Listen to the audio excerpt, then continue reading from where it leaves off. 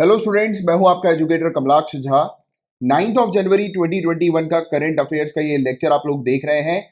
Guys, ये lecture prelims और mains दोनों पॉइंट ऑफ व्यू से इंपॉर्टेंट है। अगर आप सिविल सर्विसेज की तैयारी कर रहे हैं, चाहे यूपीएससी हो या कोई भी स्टेट सिविल सर्विसेज की तैयारी कर रहे हैं, तो आपके लिए मैंडेटरी है इस पूरे लेक्चर को एंड तक देखना।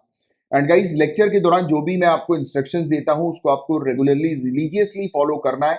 अगर आप ऐसा करेंगे तो आपका 100% गारंटी सिलेक्शन होगा। और इस 100% गारंटी सिलेक्शन की जो मैं बात करता हूं ऐसे ही नहीं करता हूं, उसके बाकायदा प्रूफ्स भी आप लोगों को देता हूं। आप नीचे डिस्क्रिप्शन पर प्रूफ वाले वीडियो आपके लिए अवेलेबल है, उसको आप देख सकते हैं। यूपीएससी सिविल सर्विसेज एग्जामिनेशन 2020 से 1 से 1.5 साल पहले जितने भी टॉपिक्स मैंने आपको कवर कराए थे, उन्हीं से रिलेटेड क्वेश्चंस पूछे गए थे। और अगर आप स्टेट सिविल सर्विसेज की बात तैयारी कर रहे हैं तो मैं बता दूं कि यूपीपीसीएस 2020 एग्जाम से 1 से 1.5 साल पहले जो भी मैंने टॉपिक्स कवर कराए हैं उन्हीं से रिलेटेड यहाँ पर क्वेश्चंस आए, क्योंकि मैं यहाँ पर आपको जो टॉपिक्स कवर कराता हूँ वो सिर्फ एग्जामिनेशन पर्सपेक्टिव से रिलेटेड टॉपिक्स कवर कराता हूँ जो कि आपसे एग्जामिनेशन में पूछे जाते हैं। और यहाँ पर सभी सोर्सेज से न्यूज को कवर किया जाता है। इसका मतलब ये है कि आपको कहीं और से करंट अफेयर्स पढ़ने की आवश्यकता नहीं होती है। फुल फ्लेज करंट अफेयर्स की तैयारी आपकी यहाँ पर करवाई जाती है। इंग्लिश और हिंदी दोनों में ये लेक्चर आपको प्रोवाइड किया जाता है। तो देखिए, आज की जो टॉपिक्स आपके कवर करवाए जाएंगे वो पेपर 1, पेपर 2 और पेपर 3 के ये टॉपिक्स हैं जो अपन डिस्कस करेंगे। एंड लेक्चर को स्टार्ट करने से पहले मैं आप लोग को बता दूंगा इसकी पीडीएफ पैकेज की भी फैसिलिटी अवेलेबल है, इसको आप ले सकते हैं। इसकी फीस मात्र 100 रुपीज पूरे महीने की है। इसमें आपको डेली लेक्चर्स की पीडीएफ प्रोवाइड की जाती है, आपको हैंडआउट नोट्स प्रोवाइड किए जाते हैं, आपको वीकली कंपाइलेशन दिया जाता है पीडीएफ का, आपको मंथली मैगजीन दी जाती है। और अभी एक ऑफर भी है, आप पढ़ सकते हैं इस ऑफर के बारे में कि कैसे इस पेड पैकेज को ज्वाइन करना है। उसकी जानकारी यहाँ पर पूरी लिखी हुई है, ये जानकारी आप हासिल कर सकते हैं। ये क्यूआर कोड है, इसके जरिए आप पेमेंट कर सकते हैं फीस का। और अगर आपके पास क्यूआर कोड की फैसिलिटी आपको नहीं चाहिए, यानी कि आपके पास जो है वो फोन पे, गूगल पे वगैरह नहीं है, तो इंटरनेट बैंकिंग की भी फैसिलिटी अवेलेबल है। नीचे डिस्क्रिप्शन पर आप चेक कर लीजिएगा, इंटरनेट बैंकिंग की डिटेल्स भी आपको मिल जाएगी। और पेड पैकेज को ज्वाइन करने से रिलेटेड अगर कोई समस्या आती है तो आप मुझे मैसेज कर सकते हैं फेसबुक पर। और इसके अलावा पेड पैकेज का अगर आपको सैंपल देखना है कि किस टाइप का ये मतलब पेड पैकेज में आपको क्वालिटी मटेरियल प्रोवाइड किया जाता है, तो उसका सैंपल भी आपको मिल जाएगा। नीचे डिस्क्रिप्शन पर सैंपल का वीडियो मैंने दिया हुआ है, ठीक है, उसको आप देख लीजिएगा। और अगर कोई समस्या आ रही है पेड पैकेज को ज्वाइन करने से रिलेटेड या करंट अफेयर से रिलेटेड, आपको मुझसे कुछ पूछना है तो आप मुझे फेसबुक पर मैसेज करके पूछ सकते हैं। और यदि आप फेसबुक पर नहीं हैं तो आप 9713282838 ये मेरा नंबर सेव कर लीजिएगा अपने फोन पे। याद रहे, इस नंबर पर कॉल नहीं करना है, कॉल अटेंड नहीं किए जाएंगे। आप एसएमएस के थ्रू या टेलीग्राम पर मैसेज करके मुझसे कांटेक्ट कर सकते हैं। मेरा रिप्लाई आपके पास विद इन 24 आवर्स आ जाएगा। तो चलिए, आपका समय ना वेस्ट करते हुए फटाफट लेक्चर को शुरू कर लेते हैं। गाइस, बात करेंगे न्यू अनुभव मंटपा के बारे में। ये जो टॉपिक है इसको ध्यान से सुनिएगा। इस टॉपिक से रिलेटेड आपसे 99% चांसेस है कि आपसे क्वेश्चन पूछे जा सकते हैं। और ये मैं इसलिए कह रहा हूं क्योंकि ये जो टॉपिक है गाइस, ये भक्ति मूवमेंट से एसोसिएटेड टॉपिक है और सिविल सर्विसेज के अंदर भक्ति मूवमेंट को प्रीलिम्स के अंदर बहुत ज्यादा वेटेज दिया जाता है।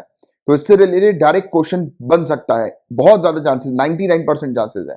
राइट, तो पूरी चीज आप ध्यान से सुनेंगे अच्छे से। राइट, और ध्यान से सुनिए हर एक चीज, क्योंकि हर एक चीज के बारे में मैं डिटेल में आपको इस टॉपिक में बताऊंगा।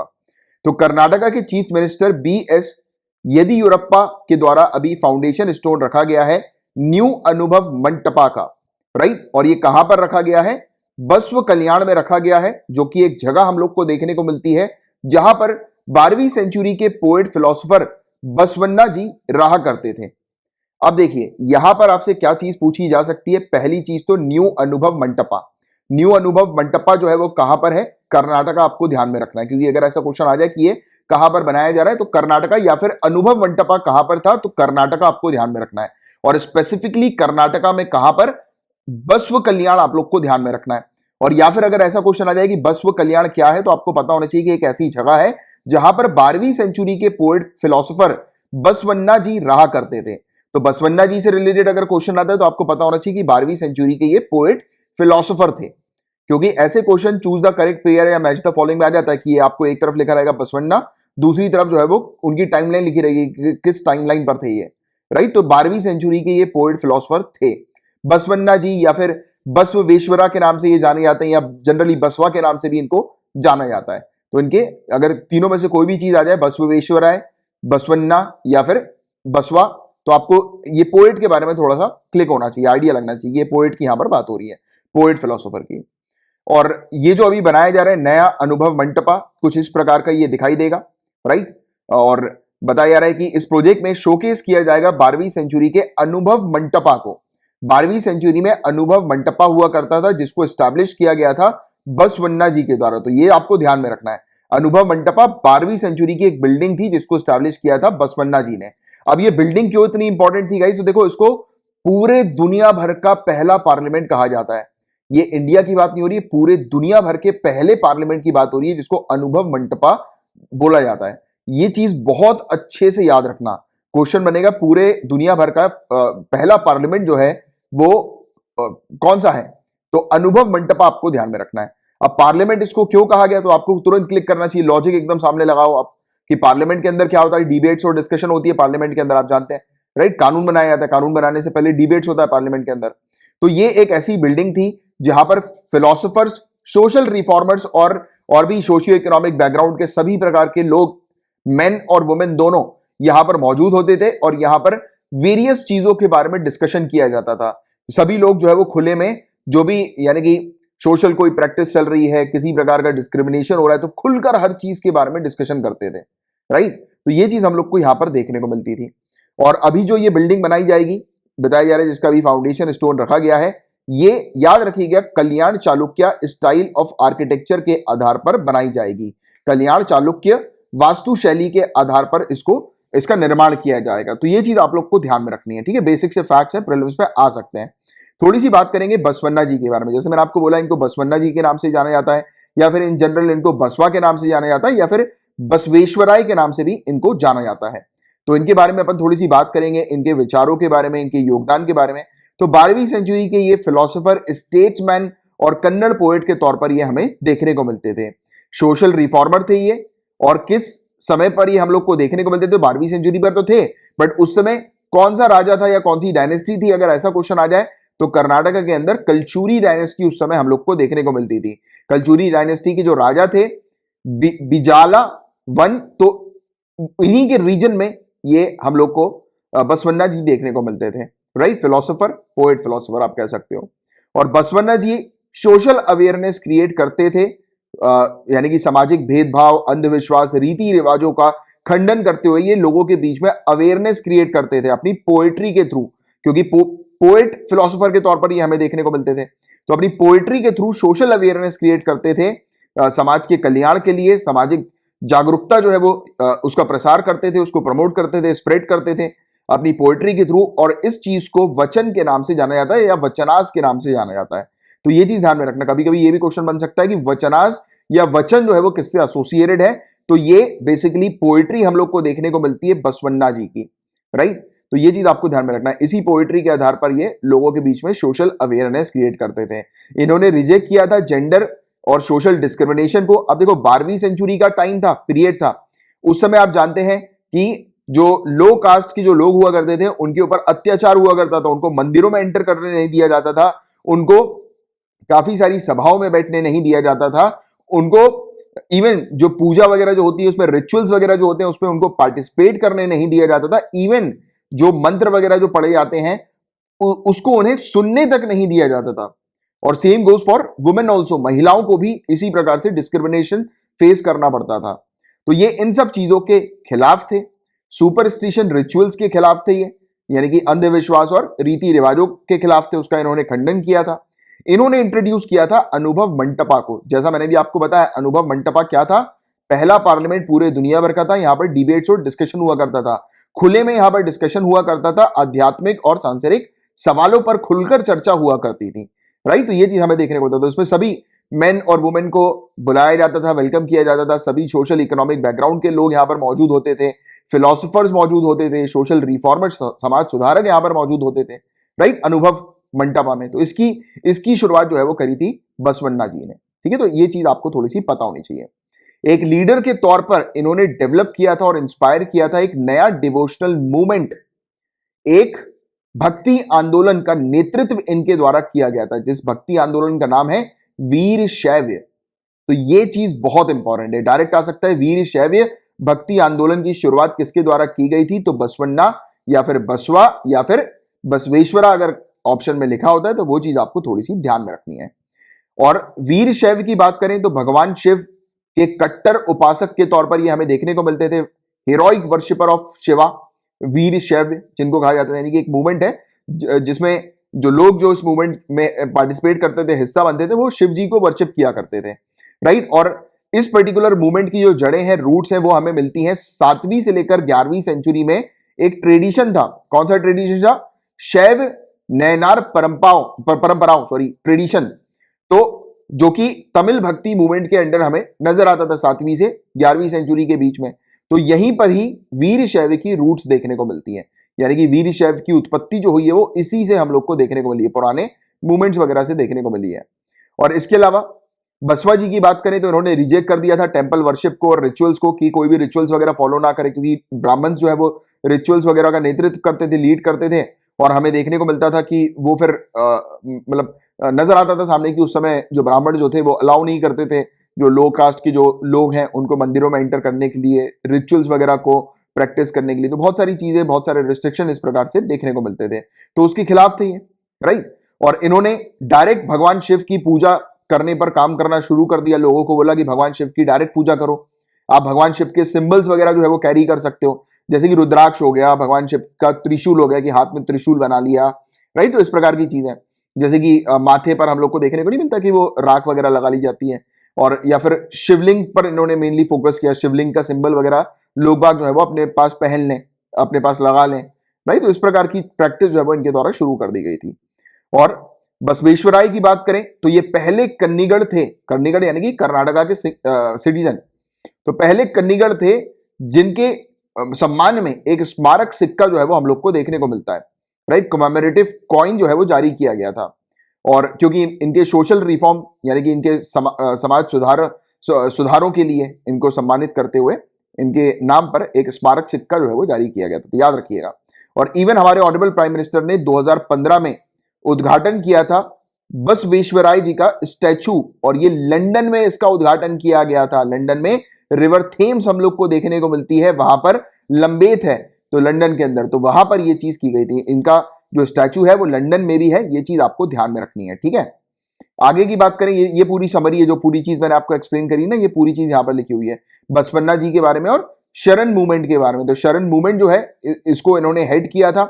शरण मूवमेंट के तहत लोगों को अट्रैक्ट किया था, सभी कास्ट के लोग जो है वो आए और इन्होंने अपने वचन वगैरह के थ्रू जो सोशल रिफॉर्म का काम किया था, राइट। यानी कि लोगों के बीच में अवेयरनेस जो है वो स्प्रेड करी थी सोशल डिस्क्रिमिनेशन के अगेंस्ट, जेंडर डिस्क्रिमिनेशन के अगेंस्ट, और रीति रिवाजों के अगेंस्ट, अंधविश्वासों के अगेंस्ट। तो ये चीज हमें देखने को मिली थी। और इन्होंने अनुभव मंटपा को भी स्टैब्लिश किया था, जैसा अपन ने बात करी थी, राइट। और इवन अगर हम लोग बात करें कि शरणाज जो है वो यहाँ पर आकर गैदर होते थे, शरणाज बेसिकली वही है कि जो इस मूवमेंट के हिस्से हम लोग को देखने को मिले थे, शरणा मूवमेंट के, ठीक है। तो शरणाज हम लोग को नजर आते हैं, तो जो इसके मेंबर्स के तौर पर हमें नजर आते थे मूवमेंट के, राइट।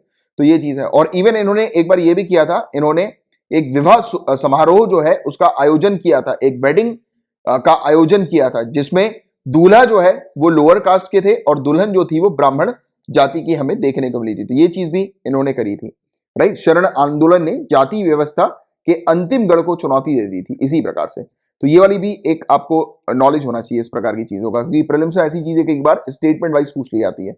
एंड गाइस, थोड़ा सा ये वाला टॉपिक अपन ने डेप्थ में थोड़ा सा पढ़ा है, उसकी नीड थी डेप्थ में पढ़ने की, क्योंकि देखो ये टॉपिक बहुत इंपॉर्टेंट है, इससे रिलेटेड कुछ भी चीज पूछी जा सकती है और मैं नहीं चाहता कि आपकी कोई भी एक छोटी से छोटी चीज स्किप हो, इसलिए मैंने पूरी चीज आपको डिटेल में पढ़ाई। मुझे पता है कि काफी सारे लोग शायद बोर हो गए होंगे, राइट, कि यार इतना डेप्थ में आप पढ़ा रहे हो, बट जरूरी होता है। और देखिए, डेप्थ में हर चीज पढ़ने की आवश्यकता नहीं है, कुछ कुछ चीजें पढ़ने की आवश्यकता है जिनकी श्योर शॉर्ट गारंटी होती है कि इससे रिलेटेड क्वेश्चन बनने की संभावनाएं होती है। बाकी कितना डेप्थ में आपको पढ़ना है, कितना नहीं पढ़ना, वो यहां पर मैं डिसाइड करूंगा, उसी के आधार पर बस आप करते चलो, सिलेक्शन आपका होगा 100% गारंटी, राइट। तो उसका प्रूफ भी मैं इसलिए आपको देता हूं क्योंकि मैं आपकी जो तैयारी कराता हूं वो सिविल सर्विसेज पैटर्न के अकॉर्डिंग ही आपकी तैयारी यहां पर करवाई जाती है। तो ये था गाइस पूरा ओवरऑल टॉपिक, होपफुली आपको अच्छे से पूरी चीज इस टॉपिक से रिलेटेड कवर हो गई। कामधेनु गौ विज्ञान प्रचार प्रसार एग्जाम की यहां पर बात करेंगे। गौ विज्ञान यानी कि काउ साइंस, प्रचार प्रसार यानी कि अवेयरनेस। तो काउ साइंस से रिलेटेड लोगों के बीच में अवेयरनेस क्रिएट करने के लिए एक एग्जाम जो है वो कंडक्ट किया जाएगा। तो इस एग्जाम का नाम है कामधेनु गौ विज्ञान प्रचार प्रसार एग्जाम। ध्यान रखिएगा, राष्ट्रीय कामधेनु आयोग ने इस एग्जाम का अनाउंसमेंट किया है। ये एग्जाम बेसिकली हमारी जो देसी गाय वगैरह जो हैं उनसे रिलेटेड युवाओं के बीच में, बच्चों के बीच में और सभी सिटीजन्स के बीच में अवेयरनेस क्रिएट हो, इस पर्पज से इस एग्जाम को लाया जा रहा है। इसका स्टडी मटेरियल भी प्रोवाइड किया जाएगा। काउ साइंस से रिलेटेड स्टडी मटेरियल होगा। 4 कैटेगरी में एग्जाम कंडक्ट होगा, प्राइमरी, सेकेंडरी, कॉलेज और जनरल पब्लिक लेवल पर। एग्जाम हिंदी, इंग्लिश और 12 रीजनल लैंग्वेज के आधार पर होगा। इस एग्जाम की कोई भी फीस नहीं होने वाली है और इस एग्जाम को पास करके मे भी शायद सर्टिफिकेशन वगैरह प्रोवाइड किया जाएगा, राइट। और भी कुछ चीजें होंगी, बाकी इतना भी डिटेल में जानकारी नहीं अवेलेबल है क्योंकि अभी अभी इस चीज का अनाउंसमेंट हुआ और भी आगे चल के जानकारी आएगी। बट आपके लिए वो सब चीजें इंपॉर्टेंट नहीं है डिटेल में जाना उस पर्पस, उस चीज के लिए। बाकी आपको सिंपली इन जनरल पता होना चाहिए इसके बारे में। इसके अलावा आपको राष्ट्रीय कामधेनु आयोग के बारे में डिटेल में पता होना चाहिए। इस चीज को मैं आप लोगों को पढ़ा चुका हूं ऑलरेडी। आप जाइएगा 15 अक्टूबर 2020 के लेक्चर में, आपको यूट्यूब के सर्च कॉलम पे सिंपली सर्च करना है 15 अक्टूबर 2020। उसके आगे लिख देना मेरा नाम कमलाक्ष। जो भी आपका सर्च लिस्ट में सबसे पहला वीडियो आएगा वो आपका यही वाला वीडियो होगा 15 अक्टूबर का। इस वीडियो के 2 मिनट 14 सेकंड पे पहला ही टॉपिक मैंने आपका ये कवर कराया हुआ है, राष्ट्रीय कामधेनु आयोग का। इसको आप जरूर जाकर पढ़ लीजिएगा, राइट। राष्ट्रीय कामधेनु आयोग से रिलेटेड आपकी पूरी जो भी मतलब चीजें हैं वो आपकी पूरी की पूरी जो है वो कवर हो जाएंगी। पूरी डिटेल में ये टॉपिक आपका पढ़ाया हुआ है, ठीक है। तो ये चीज आपके लिए इंपॉर्टेंट है सिविल सर्विसेज पर्सपेक्टिव से, और आपको इस एग्जाम के बारे में भी जनरल जानकारी होनी चाहिए, ठीक। मैग्नेटो टेल्यूरिक एमटी सर्वे की अपन बात करेंगे। तो देखिए, नेशनल सेंटर फॉर सेस्मियोलॉजी ने अभी रिसेंटली कंडक्ट किया है एक unique geophysical magneto telluric MT survey को। ये दिल्ली एनसीआर रीजन में ये सर्वे कंडक्ट किया गया है।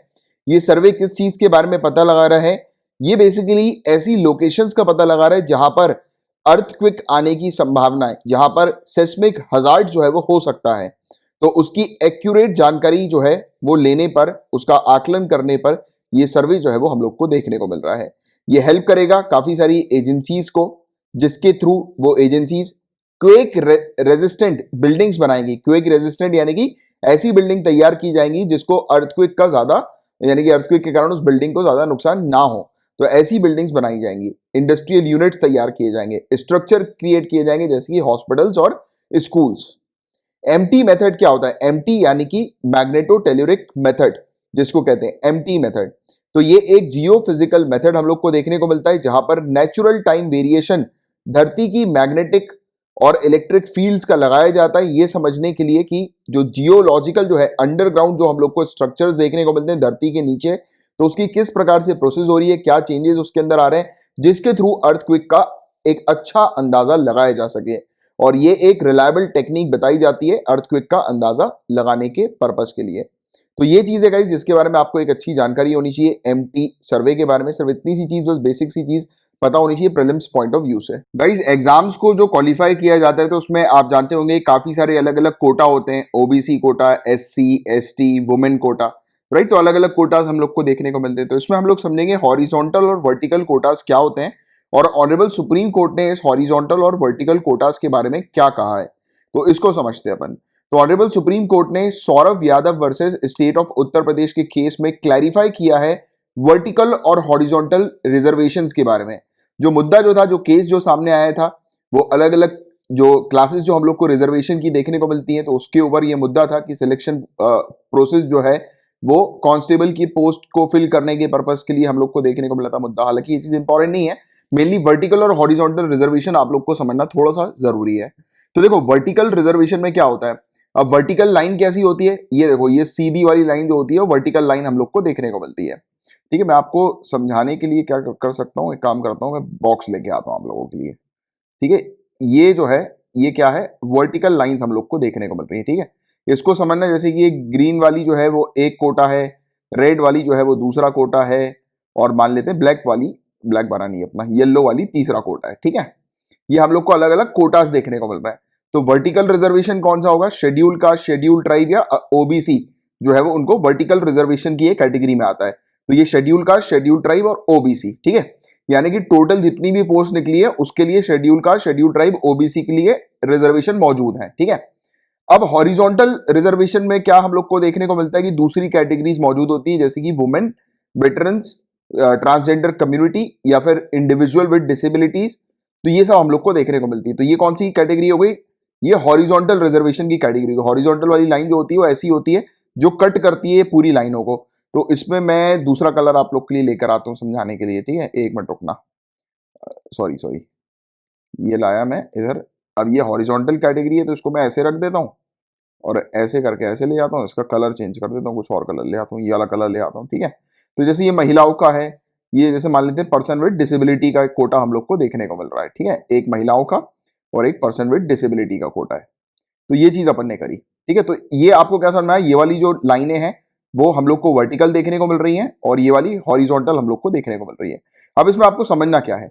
इसमें आपको समझना ये है, जैसे कि एक पोस्ट कोई निकलती है तो उस पोस्ट में अलग अलग कैटेगरीज जो है, जैसे कि शेड्यूल ट्राइब, शेड्यूल कास्ट और जैसे ओबीसी, तो ये इनके लिए अलग कोटा है। बट जैसे महिलाओं के कोटा की बात करें तो महिलाओं का कोटा क्या होगा? जैसे कि फॉर एग्जाम्पल महिलाओं का कोटा 50% है। तो इससे इसमें हम लोग को क्या देखने को मिलेगा कि एसटी में जितने भी सिलेक्शन होते हैं या एससी में जितने भी सिलेक्शन होते हैं या ओबीसी में जितने भी सिलेक्शन होते हैं, उनके सिलेक्शन का 50% जो है वो महिलाओं के पास चला जाएगा। ठीक है, तो इसको आप ऐसे कर लो समझने के लिए। ठीक है, इसको आप ऐसे कर लो, राइट। इसको मैं हटाता हूं, जैसे कि और जैसे 10% जो है वो किसके पास चला जाएगा? जैसे कि जो फिजिकल हैंडीकैप जो पर्सन जो हम लोग को देखने को मिलते हैं, दिव्यांगजन जो पर्सन देखने को मिलते हैं, पर्सन विद डिसेबिलिटी, तो उनके पास चला जाएगा। तो ये देखो आप, ये इस प्रकार से काम करेगा। अब आपको क्या चीज समझ में आ रही है? इसमें कोई लॉजिक समझ में आ रहा है कि मैंने क्या किया? मैंने ये किया, नॉर्मल जो कोटा होना चाहिए, जैसे ये नॉर्मल कोटा हम लोग को ये देखने को मिल रहा है। ठीक है, अब इस नॉर्मल कोटा में जैसे कि ये एसटी का कोटा मान लो, ठीक है, एसटी का कोटा है, इस कोटा में 10% जो है वो पर्सन विद डिसेबिलिटी और 50% इसी कोटा के अंदर आनी चाहिए महिलाएं। तो ये इस प्रकार से रिजर्वेशन काम करता है।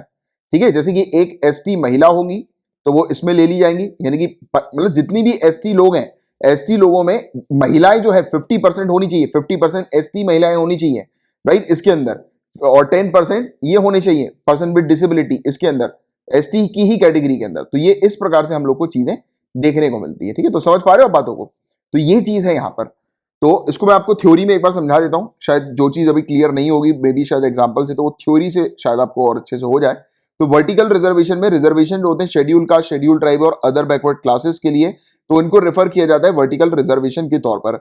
ये बेसिकली हर एक ग्रुप जो होता है वो सेपरेट हम लोग को नजर आता है, जैसे मैंने भी आपको ये दिखाया था। ये हर एक 3 ग्रुप जो है वो सेपरेट हम लोग को नजर आ रहे हैं। ठीक है, इसके अलावा आगे की बात करूं हॉरिजॉन्टल रिजर्वेशन, तो इसमें इक्वल अपॉर्चुनिटी दी जाती है सभी कैटेगरीज के लिए और इवन रिजर्व कैटेगरी के लिए भी इक्वल अपॉर्चुनिटी दी जाती है, जिसमें महिलाएं, वेटरन्स, ट्रांसजेंडर कम्युनिटी और इंडिविजुअल विद डिसेबिलिटी हम लोग को देखने को मिलती है। देखो यहां पर हर पर्टिकुलर जो कैटेगरीज हम लोग को देखने को मिल रही है तो उसके लिए इक्वल अपॉर्चुनिटी है, सभी कैटेगरी के अंदर जो है वो अपॉर्चुनिटी दी जाती है हॉरिजॉन्टल रिजर्वेशन के लिए, राइट। और cutting through vertical category, vertical category को ये कट करते हैं, तो इसलिए मैंने इसको कट कर दिया, वर्टिकल कैटेगरी को ये कट किया।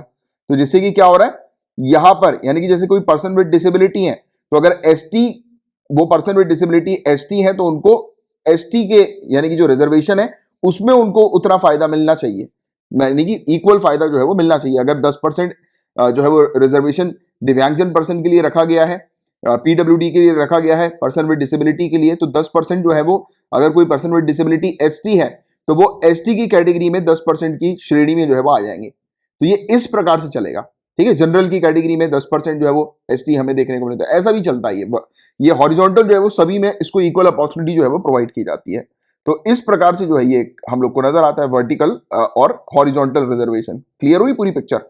आगे की बात करें तो 2 कैटेगरीज का कोटा किस प्रकार से अप्लाई होता है। तो हॉरिजॉन्टल कोटा जो है वो सेपरेटली, हॉरिजॉन्टल कोटा की अपन ने बात करी तो सेपरेटली हर एक वर्टिकल कैटेगरी में अप्लाई होता है, बोर्ड में अप्लाई जो है वो नहीं होता, right, not across the board, पूरे बोर्ड में अप्लाई नहीं होगा, यानी कि पूरे जो जितनी पोस्ट है उसका आधा नहीं होगा, सेपरेटली जो है ये करते जाएंगे, जिससे कि हर एक जगह पर अपॉर्चुनिटी जो है वो हॉरिजॉन्टल कैंडिडेट्स को मिल सके या हॉरिजॉन्टल रिजर्वेशन के अंदर कैंडिडेट्स को मिल सके। एग्जाम्पल भी यहां पर लिखा हुआ है, जैसे कि अगर कोई महिला है, राइट, तो उनको 50% हॉरिजॉन्टल कोटा उनका रखा गया है, तो जिसमें मतलब सिलेक्टेड कैंडिडेट जो होने चाहिए वो उसका आधा होना चाहिए 50%। जैसे कि 10 लोग बैठे हैं तो 10 में से 5 जो होनी चाहिए वो महिलाएं होनी चाहिए, राइट। तो ये चीज है। तो इसमें हम लोग को क्या देखने को मिलता है, हर एक वर्टिकल कोटा कैटेगरी में जैसे कि सभी सिलेक्टेड एससी कैंडिडेट जो हैं जो कि हम लोग को देखने को मिल रहे हैं, तो उसमें से आधी महिला होनी चाहिए। जो चीज मैंने भी आपको समझाई थी कि वर्टिकल कैटेगरी के अंदर मौजूद जितने भी टोटल कैंडिडेट्स सेलेक्ट हुए हैं उनमें से आधी, यानी कि जिस भी जैसे महिलाओं को 50% कोटा है तो 50% महिला होनी चाहिए, 10% कोटा पीडब्ल्यूडी का है तो 10% पीडब्ल्यूडी होना चाहिए। तो इस प्रकार से ये काम करता है। समझ में आ रही है बातें? तो ये चीज हम लोग को देखने को मिलती है। आगे की बात करें, ये पूरा जो मुद्दा भी ऑनरेबल सुप्रीम कोर्ट के सामने आया था तो उसमें क्या चीज देखने को मिली थी, तो सोनम तोमर और रीता रानी इन्होंने 276.54 5949 और 233.1908 मार्क्स जो है वो हासिल किए थे और उन्होंने अप्लाई किया था ओबीसी फीमेल कैटेगरी में, यानी कि इन्होंने ओबीसी, सोनम जी ने ओबीसी फीमेल कैटेगरी में अप्लाई किया था और एससी फीमेल में अप्लाई किया था रीता रानी जी ने, ठीक है। और ओबीसी और एससी जो है वो वर्टिकल रिजर्वेशन के तौर पर हमें देखने को मिलते हैं और महिला जो है फीमेल जो है वो हॉरिजॉन्टल रिजर्वेशन की कैटेगरी में हम लोग को देखने को मिल रहा है कि हॉरिजॉन्टल में उनको रखा जाना चाहिए। तो दोनों कैंडिडेट जो है वो क्वालिफाई नहीं कर पाई अपनी कैटेगरी में, बट जनरल फीमेल जो है अनरिजर्व कैटेगरी की, यानी कि जो जनरल फीमेल जो है उनका जो लास्ट क्वालिफाइंग कैंडिडेट जो थी, यानी कि आखिरी में सबसे आखिरी में जो महिला जो क्वालिफाई हुई थी, तो उन्होंने 274.8298 मार्क्स जो है वो सिक्योर किए थे, राइट। यानी कि इनकी जो मार्क्स आप देखो 274 मार्क्स हैं, इसमें आप देखिए 276 मार्क्स हैं, यानी कि सोनम तोमर जी का सिलेक्शन होना चाहिए था बट इनका नहीं हो पाया। बाकी जनरल कैटेगरी में एक कैंडिडेट थी जिनका सबसे आखिरी जो स्कोर था वो 274 था, इनका जो है वो हो गया था, बट ये जनरल कैटेगरी के अंदर मौजूद हमें देखने को मिली थी। बट देखिए वर्टिकल कैटेगरी के अंदर रखना जरूरी है, राइट, और हर एक कैटेगरी में जो है वो रखना जरूरी है, बट इनको रखा नहीं गया था। जनरल कैटेगरी में लोएस्ट मार्क्स ये हैं, बावजूद उसके इनको जो है वो सिलेक्शन नहीं मिला, राइट, इनको रखा नहीं गया क्योंकि फीमेल के कैंडिडेट्स पूरे फिल हो गए थे, कहना ये था। अब देखो, अब ऑनरेबल सुप्रीम कोर्ट ने ये चीज मेंशन करी कि अगर फीमेल के, यानी कि जैसे एससी कोटा की यहां पर बात करें या ओबीसी कोटा की बात करें, तो ओबीसी कोटा में 50% फीमेल हो गई थी और उन्होंने फीमेल्स की एंट्री स्टॉप कर दी थी, राइट। अगर ऐसा आप समझो तो उन्होंने कहा कि एसटी कोटा के अंदर या सॉरी एससी कोटा के अंदर या ओबीसी कोटा के अंदर फीमेल्स जो है वो 50% भर गई हैं, यानी कि फीमेल की पोस्ट जो है वो पूरी हो गई हैं, बट इनका स्कोर तो ज्यादा है ना। आप देखिए दोनों का स्कोर ज्यादा है और जनरल में आखिरी जो स्कोर रहा है वो ये हम लोग को देखने को मिला है। तो ऑनरेबल सुप्रीम कोर्ट ने ये चीज मेंशन करी और ऑनरेबल सुप्रीम कोर्ट ने उत्तर प्रदेश के अगेंस्ट जो है वो अपना जजमेंट दिया और उसमें कहा कि अगर कोई कैंडिडेट का स्कोर जनरल कैटेगरी, यानी कि कोई कैंडिडेट अगर वर्टिकल मतलब हॉरिजॉन्टल रिजर्वेशन की कैटेगरी में अगर मौजूद है और इंटरसेक्शन इस प्रकार का हमें देखने को मिल रहा है और उनका स्कोर जो जनरल कैंडिडेट से ज्यादा है, तो उनको जनरल की श्रेणी में रखकर उनको रिजर्वेशन दिया जाए उनके स्कोर के अकॉर्डिंग, राइट। क्योंकि अल्टीमेटली गाइस एग्जाम जो होता है वो मेरिट के आधार पर होता है ना, और इन सब मतलब यानी कि रिजर्वेशन तो उसमें प्राथमिकता तो मिलती नहीं क्योंकि मेरिट को प्राथमिकता देनी चाहिए, बट यहां पर क्या हुआ, मेरिट को प्राथमिकता नहीं मिली, हमें देखने को मिला कि क्योंकि इनके मार्क्स जो है वो ज्यादा है कंपैरेटिवली जनरल कैटेगरी में मौजूद महिलाओं के मार्क्स के मुकाबले में, है ना। तो इनके मार्क्स ज्यादा है बट इनका सिलेक्शन हो गया जनरल कैटेगरी का, बट इनका नहीं हुआ। तो ऑनरेबल सुप्रीम कोर्ट ने इसी चीज को रिफ्लेक्ट किया कि मेरिट की यहां पर आवश्यकता है, ना कि इस प्रकार के कोटे के खेल की, राइट। अगर जैसे कि अगर बात करें हम लोग की ओबीसी फीमेल का अगर कोटा पूरा हो गया है और इनके स्कोर जो है वो जनरल कैंडिडेट से ज्यादा है, तो इनको मौका मिलना चाहिए ना, इनको जनरल कैटेगरी में जो है वो शिफ्ट करना चाहिए। तो बाकायदा यही चीज जो है वो यहां पर कही गई कि a person would be counted as qualifying without the vertical reservation and can not be excluded from horizontal quota in general category.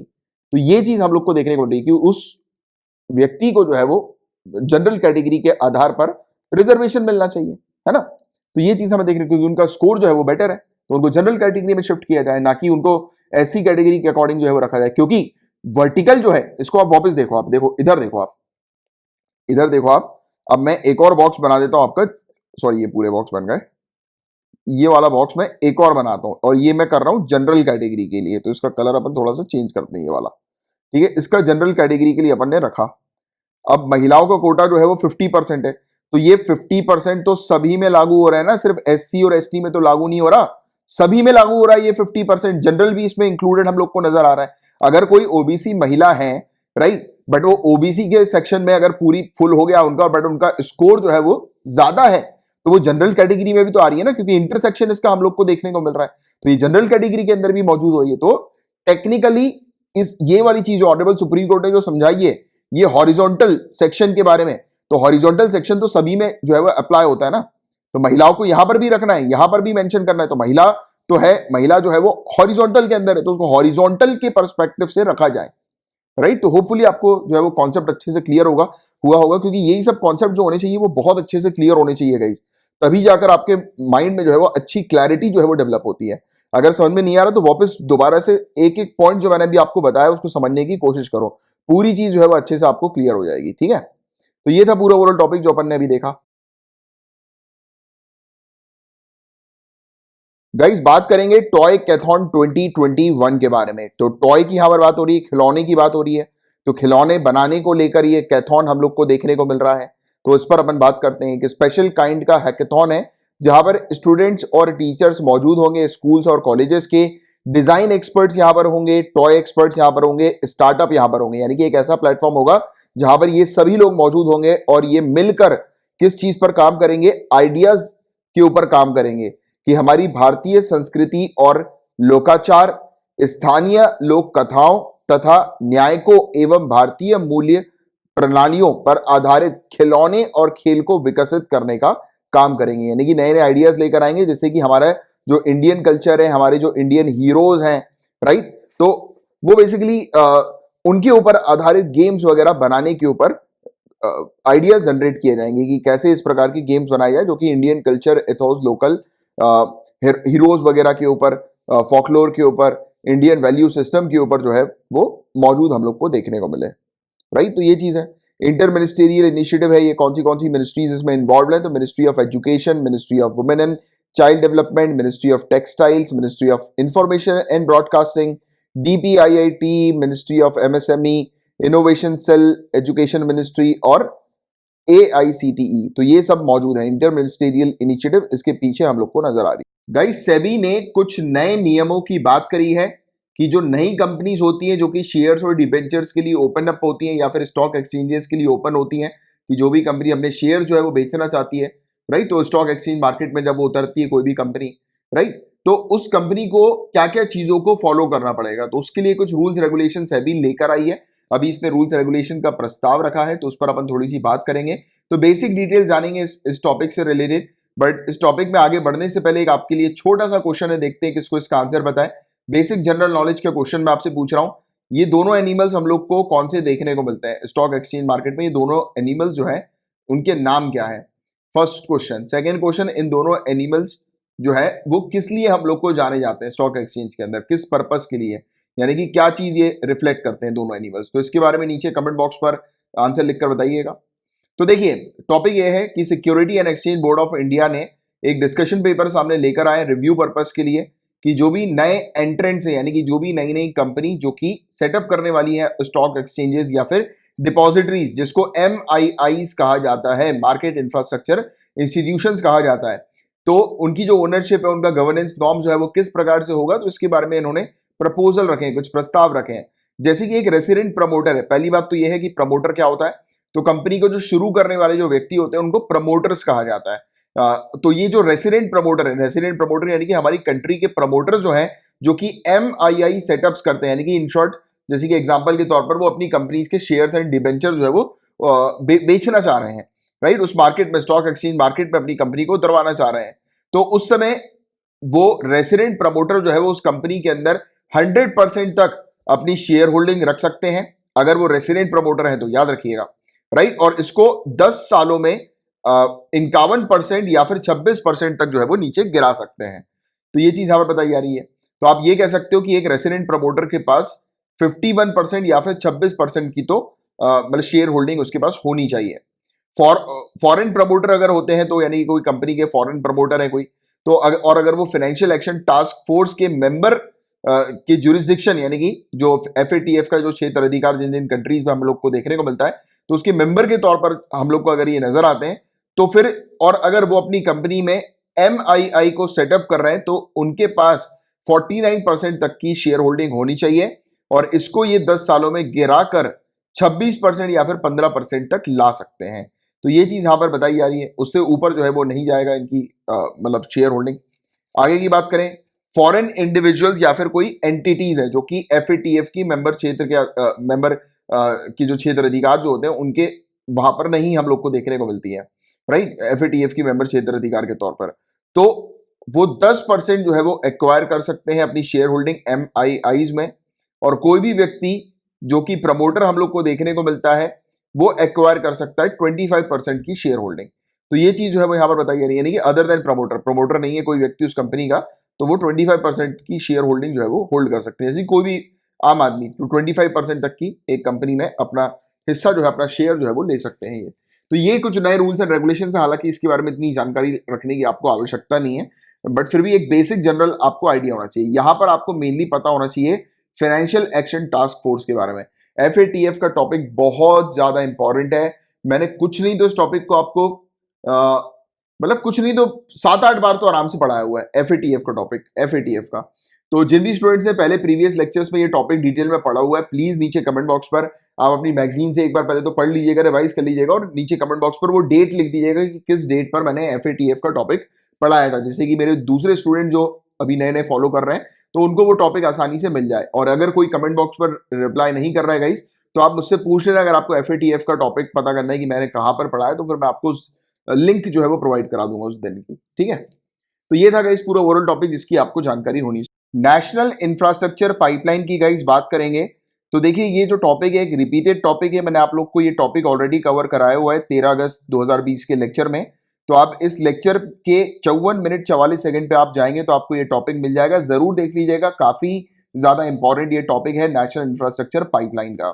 अभी ये टॉपिक न्यूज में इसलिए है क्योंकि हमारी फाइनेंस मिनिस्टर ने रिव्यू किया है नेशनल इंफ्रास्ट्रक्चर पाइपलाइन को इंट्रा स्पेंडिंग पुश के पार्ट के आधार पर। और नेशनल इंफ्रास्ट्रक्चर पाइपलाइन का जब रिव्यू किया गया तब बताया गया कि इसमें 6,385 प्रोजेक्ट का एक्सपेंशन हुआ है। और जब ये यानी कि एक साल पहले से जब से ये प्रोजेक्ट जो है वो चालू हुआ है तब से लेकर अभी तक, और बताया जा रहा है कि 7,300 और प्रोजेक्ट जो है वो इसमें शामिल हुए हैं जो कि अंडर प्रोसेस के तौर पर हमें देखने को मिल रहा है। और ये प्रोग्रेस कर रहे हैं पेंडेमिक के दौरान भी, यानी कि पेंडेमिक के दौरान भी इस पर कोई भी काम वगैरह जो है वो रुका नहीं है, कंटिन्यूस चल रहा है। यानी कि नेशनल इंफ्रास्ट्रक्चर पाइपलाइन का जो हमारा प्रोजेक्ट है वो सक्सेसफुली जो है वो काम कर रहा है। तो ये चीज आप जरूर जाकर एक बार जो है वो देख लीजिएगा, काफी इंपॉर्टेंट ये टॉपिक है नेशनल इंफ्रास्ट्रक्चर पाइपलाइन का, इसके बारे में आपको हर एक जानकारी काफी अच्छे से होनी चाहिए। गाइस बात कर रहे हैं science technology and innovation policy के बारे में। अभी के लिए ये वाला टॉपिक आपके लिए इंपॉर्टेंट नहीं है क्योंकि ये अभी ड्राफ्ट हम लोग को सामने देखने को मिल रहा है, और मैंने आपको ऑलरेडी बताया हुआ है कि जब भी कभी ड्राफ्ट वगैरह आते हैं उससे रिलेटेड जो है वो आपसे क्वेश्चंस पूछे बिल्कुल नहीं जाएंगे, क्योंकि ड्राफ्ट का नेचर होता है चेंज होने का। ड्राफ्ट परमानेंट नहीं होता, ड्राफ्ट चेंज होता है, और जब तक ये ड्राफ्ट वगैरह फाइनलाइज नहीं हो जाए तब तक आपको इसमें ज्यादा डिटेल में पढ़ने की आवश्यकता नहीं होती है। बट फिर भी मैंने आपको कहा है कि ड्राफ्ट के थ्रू आपको एक आइडिया लगता है कि सरकार किस डायरेक्शन में काम कर रही है और किस प्रकार की चीज पर फोकस कर रही है। तो देखो science technology and innovation policy का ये ड्राफ्ट है, 5वीं ये national science technology and innovation policy हम लोग को देखने को मिल रही है, जो कि बताया जा रहा है कि पहले जो पॉलिसी हुआ करती थी वो टॉप ड्रिवन फॉर्मुलेशन के ऊपर आधारित हमें देखने को मिलती थी, बट अभी जो है इसमें हमें देखने को मिल रहा है कि डिसेंट्रलाइज्ड का प्रिंसिपल इसमें नजर आ रहा है। इसका मतलब यह है कि मतलब ग्राउंड लेवल पर जो समस्याएं आज की डेट में हम लोग को देखने को मिल रही है तो उसको ध्यान में रखते हुए science technology and innovation policy लाई गई है। इस पॉलिसी के अंदर जो ये ड्राफ्ट जो सामने आ रहा है इसमें बताया जा रहा है कि मेन फोकस किया जा रहा है कि इंडिया को अगले डिकेड में यानी कि अगले 10 सालों में इंडिया को top 3rd scientific super power country के तौर पर हमें लेकर आना है। उसकी इंडिया की position top 3 scientific super powers की कंट्री में शामिल हो जाए, राइट। इसमें हम लोग अट्रैक्ट करेंगे, स्ट्रेंथन करेंगे, नर्चर करेंगे क्रिटिकल ह्यूमन कैपिटल को people centric science technology innovation ecosystem के थ्रू। तो ये सब चीजें अभी के लिए आप याद मत रखो, बिल्कुल कोई इंपॉर्टेंट नहीं है, जब जरूरत होगी तब मैं उसके बारे में आपको बताऊंगा। यहाँ पर एक सिंपल सी चीज आप ध्यान में रखो, एक तो ये वाला पॉइंट आपके लिए थोड़ा इंपॉर्टेंट है कि हम लोग अगले 10 सालों में इंडिया को साइंटिफिक सुपर पावर की तरफ लेकर जाएंगे। और बाकी इस पॉलिसी में जो सबसे शानदार चीज लगी वो ये लगी कि जो इंडिविजुअल्स है, जो कॉमन मैन है, वो भी ये पार्टिसिपेट कर सकेंगे इंडिया के साइंस एंड रिसर्च जो भी होती है इंडिया के अंदर, साइंस एंड रिसर्च वगैरह जो हम लोग को देखने को मिलती है, राइट। रिसर्च एंड डेवलपमेंट जो इंडिया के अंदर होता है, R&D होता है, वेरियस साइंटिफिक स्टडीज इंडिया के अंदर जो कंडक्ट की जाती है, तो जैसे साइंटिस्ट रिसर्चर इंडिया में स्टडी कंडक्ट कर रहे हैं उसकी जानकारी आम जनता तक यानी कि रिसर्च के दौरान ही जो जो चीजें एड ऑन होती जा रही है, जिस जिस चीज पर रिसर्च हो रही है, अभी देखो लोगों को कब पता लगता है, जब किसी चीज पर रिसर्च कंप्लीट हो जाती है तो लोगों के सामने मैगजीन वगैरह के थ्रू, जर्नल वगैरह के थ्रू जो है वो पब्लिश करवा के बता दिया जाता है लोगों को। बट ड्यूरिंग द रिसर्च क्या क्या चीजें हो रही है उसकी जानकारी भी अब आम जनता को मिल सकेगी। और जैसे कि आम जनता वगैरह है, अक्सर मौका जो मिलता है रिसर्च करने का रिसर्चर्स को मिलता है, बट आम जनता भी अपना कंट्रीब्यूशन, अपना व्यू जो है वो इसमें दे सकेगी रिसर्च को और बेटर बनाने के लिए। तो ये इस प्रकार की स्ट्रेटेजी पर आज की डेट में मेनली फोकस किए जा रहे हैं, जिसमें लोगों को बेसिकली आप ये कह सकते हो अट्रैक्ट किया जा रहा है कि लोग बाग जो है वो साइंटिफिक या फिर रिसर्च की फील्ड में जो है वो एंटर करें, वो रुचि लेकर। जैसे बच्चों की अगर बात करें या जैसे किसी मतलब अच्छी एकेडमी के अंदर बच्चे वगैरह पढ़ रहे हैं, एकेडमिक इंस्टीट्यूशंस वगैरह के अंदर, तो वो बच्चे भी जो है वो डायरेक्टली इंडिया के जो टॉप मोस्ट जो रिसर्च होती है तो उसमें कंट्रीब्यूट कर सकें, जैसे कि उनका वो करियर रिसर्च एंड डेवलपमेंट की फील्ड में अपना बना सके, तो उससे अल्टीमेटली हमारी कंट्री का ही ग्रोथ होगा। तो इन्हीं सब चीजों के बारे में बताया हुआ है। कमिटीज वगैरह जो सेटअप की जाएंगी, डिसीजन मेकिंग जो ग्रुप्स इसके अंदर हम लोग को देखने को मिलेगा, उसमें 30% महिलाओं का रिप्रेजेंटेशन रखा जा रहा है। इसमें ये चीज हम लोग को एक और महिलाओं के लिए देखने को मिलती है। कई बार क्या होता है, जैसे रिसर्चर्स की फील्ड की अगर अपन बात करें तो एक एज के बाद महिलाओं को रिसर्चर के तौर पर कंसिडर नहीं किया जाता है, बट उस चीज को यहाँ पर उस इशू को जो है वो एड्रेस किया गया है और कहा गया है कि फिजिकल या बायोलॉजिकल एज के ऊपर आधारित किसी को नहीं देखा जाएगा। स्पेशली महिलाओं की यहाँ पर बात की जा रही है, उनकी एकेडमिक एज के अकॉर्डिंग उनको कंसिडर किया जाएगा रिसर्च करने के लिए। तो ये वाली चीज हम लोग को देखने को मिल रही है, राइट। और भी कुछ चीजें हैं इसमें, हालांकि इतनी अभी के लिए काम की नहीं, ड्राफ्ट है, ड्राफ्ट वाली चीज उतने अपने काम की होती नहीं है। कोविड-19 के बारे में बताया हुआ है कि जैसे आज की डेट में कोविड-19 के कारण टेक्नोलॉजी सेक्टर में किस प्रकार के चेंजेस हम लोग को देखने को मिले। तो देखिए कोविड-19 एक अपॉर्चुनिटी की तरह भी आई है। इस वाले टॉप मतलब इस वाले पॉइंट को मैं आपको ऑलरेडी, आपको शायद याद आ रहा होगा, जब कोविड-19 के बारे में आपको पढ़ा रहा था तभी मैंने इस पॉइंट का जिक्र किया था कि कोरोना वायरस जो है उसको एक पॉजिटिव वे की तरह भी आप लिख सकते हो कि कोरोना वायरस ने काफी सारी कमियां जो है वो सामने निकाल कर लाई है। यानी कि जैसे हेल्थ सेक्टर में जो भी इश्यूज थे उसको हाईलाइट कर दिया। जो इंडिया हेल्थ सेक्टर के ऊपर पैसे खर्च नहीं करती थी, बजट जो था हमारे हेल्थ सेक्टर के ऊपर काफी कम हुआ करता था, अब बजट जो है वो ज्यादा होगा। अब जो है वो और भी ज्यादा चीजें हेल्थ सेक्टर की तरफ जो है वो ज्यादा डाली जाएंगी, मतलब इंपॉर्टेंस जो है वो हेल्थ सेक्टर को ज्यादा प्रोवाइड की जाएगी। और जो भी कोरोना वायरस के कारण जो हमने देखा कि जो गैप्स वगैरह थे, क्योंकि वो पूरी चीज जो है वो सामने आई, जैसे कि हमारे यहाँ पे अब रिसर्च लैब्स वगैरह हम लोग बना रहे हैं, जैसे कि आने वाले समय पर ज्यादा इस प्रकार के वायरस आते हैं तो उसको कंट्रोल कर सकें। एक अलग डिपार्टमेंट तैयार किया जा रहा है कि वायरस को कंट्रोल करने के ऊपर ये डिपार्टमेंट होगा, यानी कि एडमिनिस्ट्रेटिव डिपार्टमेंट की। अगर कोई वायरस वगैरह जो होता है तो उस दौरान किस प्रकार से चीजों को कंट्रोल किया जाए। जैसे कि आपको पता होगा इस माइग्रेंट लेबर्स को बहुत तकलीफ हुई थी, राइट। तो अब जो है वो प्रॉपर तरीके से डेटा क्रिएट किए जा रहे हैं माइग्रेंट लेबर्स के लिए, क्योंकि हमारे पास कोई डेटा अवेलेबल था नहीं जैसे कि माइग्रेंट डेटा लेबर्स वगैरह की अपन हेल्प कर सकें, क्योंकि डेटा ही नहीं था। अब डेटा वगैरह बनाए जा रहे हैं। तो कोरोना वायरस एक अपॉर्चुनिटी की तरह भी आया, उसने जो भी गैप्स वगैरह थे, जो भी वीक एरियाज थे उसको हाईलाइट कर दिया। अब सरकारें वीक एरियाज पर भी अब काम कर रही हैं। तो ये वाली चीज है। हालांकि ये वाली चीज तो मैंने थोड़ा सा आउट ऑफ द इस टॉपिक से जाकर आपको बताई क्योंकि आपके मेंस के लिए इंपॉर्टेंट था। बाकी ये वाला टॉपिक अभी आपके लिए इंपॉर्टेंट नहीं है। जब ये ड्राफ्ट फाइनलाइज हो जाएगा और जब काम का आर्टिकल आएगा तब मैं आपको इस टॉपिक के बारे में बता दूंगा। बट अभी आपको ये चीज जरूर पता होनी चाहिए कि इंडिया काम कर रही है कि अगले 10 सालों के अंदर India top 3 scientific super power की कंट्रीज में शामिल हो जाए। ठीक है, तो ये चीज हम लोग को अभी देखने को मिली है। सिंपल सी, ये बस बेसिक सी चीज ध्यान में रखिएगा। और ये गाइस आज का आपका लास्ट टॉपिक था और मैंने आपको जितने भी टॉपिक्स कवर कराए अगर अच्छे से दिमाग में बैठ गए हैं, लाइक का बटन हिट किए बगैर मत जाइएगा। नए आए हैं चैनल को सब्सक्राइब कर लीजिए, बेल आइकन पे भी जरूर हिट कीजिएगा और शेयर गाइस जरूर करिएगा लेक्चर को। और आज आपके लिए कोई भी होमवर्क नहीं है और मैंने कल के दिन आपको ऐसे ही दिया था। मैं चाहूंगा कल संडे है, कल के दिन आप अपना रिवीजन करने के बाद जो है वो ऐसे को जरूर लिखिएगा। मैंने कल आपको टॉपिक दिया था एक ऐसे का। और मंथली पेड पैकेज को गाइज अगर आपको ज्वाइन करना है तो आप ज्वाइन कर सकते हैं। मात्र मिनिमम 100 रुपीज पर मंथ इसकी फीस है, जिसमें आपको डेली लेक्चर्स की पीडीएफ मिलती है, हैंड आउट नोट्स प्रोवाइड किए जाते हैं, आपको वीकली कंपाइलेशन दिया जाता है पीडीएफ का, आपको मंथली मैगजीन दी जाती है। इतना सब कुछ, इसकी फीस मात्र 100 रुपीज पर मंथ की है। एक महीने की 100 रुपीज फीस है। ये ऑफर भी है, इसको आप जो है वो देख सकते हैं। और ये नीचे ये यहाँ पे लिखा हुआ है पूरा कि आप कैसे इस पेड पैकेज को ज्वाइन कर सकते हैं। वीडियो पॉज करके आप जो है वो मतलब देख लीजिएगा, पढ़ लीजिएगा। और अगर कोई समस्या आती है पेड पैकेज को ज्वाइन करने से रिलेटेड या पेड पैकेज से रिलेटेड कुछ आपको मुझसे पूछना है या इन जनरल कोई भी करंट अफेयर से रिलेटेड कुछ चीज़ पूछनी है तो आप मुझे फेसबुक पर मैसेज कर सकते हैं। मैं फेसबुक पर अवेलेबल हूँ, ये मेरी प्रोफाइल है, कमलाक्ष झा मेरा नाम है। इस नाम को आप सर्च करेंगे तो आपको मैं फेसबुक पर मिल जाऊंगा, वहां पर मैसेज कर दीजिएगा। और यदि आप फेसबुक पर नहीं है तो आप क्या कीजिए, ये मेरा नंबर है 9713282838। इस नंबर पर आप टेलीग्राम कर दीजिएगा, टेलीग्राम मैसेज कर दीजिएगा। याद रहे इस नंबर पर कॉल नहीं करना है, कॉल अटेंड नहीं किए जाएंगे। आप मैसेज कर दीजिए, मेरा रिप्लाई आपके पास विद इन 24 आवर्स आ जाएगा। ठीक है, तो देखिए कल है संडे, कल के दिन आपका कंपाइलेशन लेक्चर प्रोवाइड किया जाता है आपको, यानी कि रिवीजन के लिए लेक्चर आपको दिया जाता है जिसमें पूरे पिछले हफ्ते की पूरी न्यूज जो होती है वो कवर्ड रहती है, राइट, एक ही सिंगल वीडियो में। तो उसका कंपाइलेशन होता है वो, और आपको, आप अगर पेड पैकेज में होते हैं तो आपको पीडीएफ जो है ये कंपाइलेशन, वीकली कंपाइलेशन दिया जाता है। अच्छा, ये पेड पैकेज से रिलेटेड अगर आपको सैंपल देखना है तो नीचे डिस्क्रिप्शन पर सैंपल की भी लिंक दी हुई है, तो आप सैंपल जो है वो देख सकते हैं। और बस यही चीज आपको बतानी थी। अब अपन मिलेंगे डायरेक्टली मंडे को, तब तक के लिए bye bye, take care, have a great day ahead, Tata.